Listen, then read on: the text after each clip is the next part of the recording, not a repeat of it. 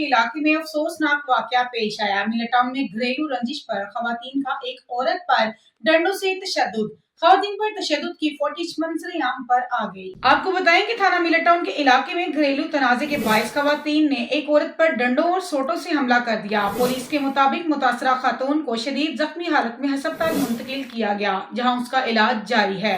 वाक़े की इत्तला मिलते ही पुलिस ने मुकदमा दर्ज करके तहकीकात का आगाज कर दिया। मुल्जिमान की गिरफ्तारी के लिए छापे मारे जा रहे हैं। पुलिस हकाम का कहना है कि कानून के मुताबिक सख्त कार्रवाई की जाएगी और मुल्जिमों को जल्द गिरफ्तार कर लिया जाएगा।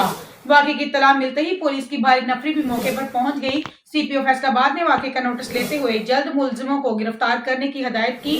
थाना मिलेटाउन पुलिस ने टीमें तश्कील देते हुए मुल्जिमों की गिरफ्तारी के लिए छापे मारने शुरू कर दिए।